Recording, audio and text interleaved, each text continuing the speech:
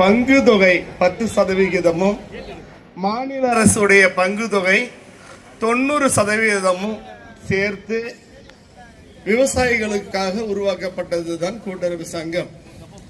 இதுல civil score பார்க்க வேண்டிய அவசியம் இல்லை. இவர்கள் கொடுக்கின்ற கடன் என்பது ஒரு ஏக்கர் வாழை நம்ம பயிர் போட்டோம்னு சொன்னாக்க அந்த வாழைக்கு எருவடிச்சு கட்டை போட்டு அதுக்கு கழி வாங்கி கட்டோம்னா 1,80,000 ரூபாயிலிருந்து 2 லட்சம் ரூபாய் வரையும் ஆகுது. வாழைக்கு லோன் எவ்வளவு கொடுக்கறாங்கன்னு சொன்னாக்கா 50,000 ரூபாய் மட்டும் தான் கொடுக்கறாங்க. 50,000 பிளஸ் 55,000 ரூபாய்.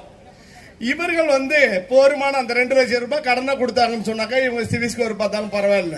நம்ம கழி வாங்குறதுக்கு யாருக்கிட்டையாவது ஷேட்டு கடையில் வாங்க வேண்டியது இருக்கு, தனியார் பேங்க்ல வாங்க வேண்டியது இருக்குது.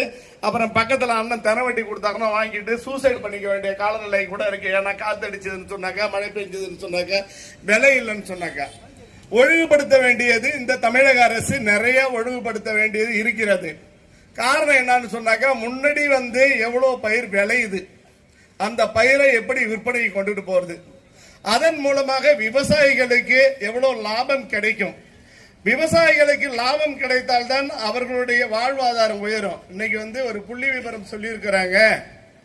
உளுந்து உற்பத்தி 7,500 ரூபாய் உற்பத்தி செலவாகுது. அதனுடைய விற்பனை செலவு என்பது 6,500 ரூபாய்.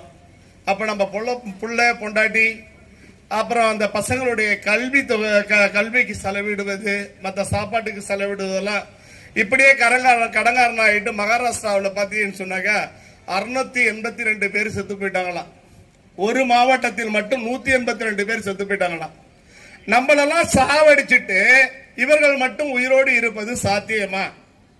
உணவு தந்தவர்கள் சாகும் போது விழாவும் கோஷமிடும் வீர கோஷமிடும் விழாவும் கள்ளக்குறிச்சி மாவட்டத்தில் கள்ளக்குறிச்சி மாவட்ட மேற்கு மாவட்ட செயலாளர், கள்ளக்குறிச்சி கிழக்கு மாவட்ட செயலாளர், ஒன்றிய செயலாளர்கள், இளைஞரணி செயலாளர்கள் மற்றும் உணவு தந்து உலக மக்களிற்கு உணவு தந்து உயிர் காக்கும் உழவு தோழர்கள் அனைவருக்கும் தமிழக விவசாய பாதுகாப்பு சங்கத்தின் சார்பிலே வணக்கத்தை தெரிவித்து கொள்கிறோம். இந்த இலவச மின்சாரம் என்பது கிட்டத்தட்ட 20 ஆண்டுகள் போராடி 59 உயிர்களை பலிகொடுத்து பெற்றது.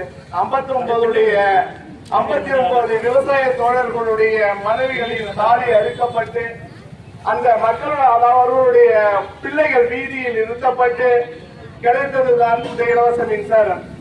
அதுபோல கூட்டுறவு சொசைட்டிகளில் வாங்குகின்ற கடனுக்கு அப்போது பாத்தீங்கன்னா அம்மியை தூக்குவாங்க, மாட்டை ஓட்டிட்டு போவாங்க, கதவை கைட்டுவாங்க.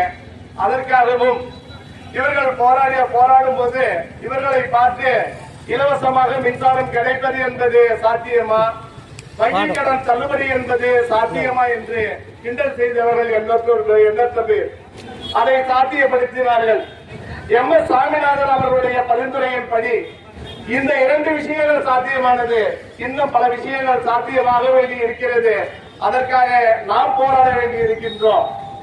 MS சாமிநாதன் அவர்கள் பரிந்துரைத்தபடி நாம் முதலீடு செய்து வைக்கின்ற பயிருக்கு 50% கூடுதலாக விலை நிர்ணயம் செய்ய வேண்டும் என்று MS சாமிநாதன் அவர்களுடைய கமிட்டி பரிந்துரைத்துள்ளது.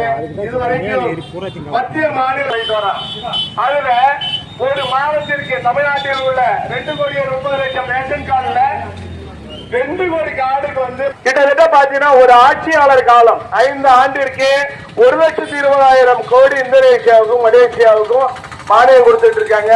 நம்ம மல்லாட்டைக்கு விலை போல, நம்ம எள்ளுக்கு விலை போல, நம்ம கரும்புக்கு விலை போல, நம்ம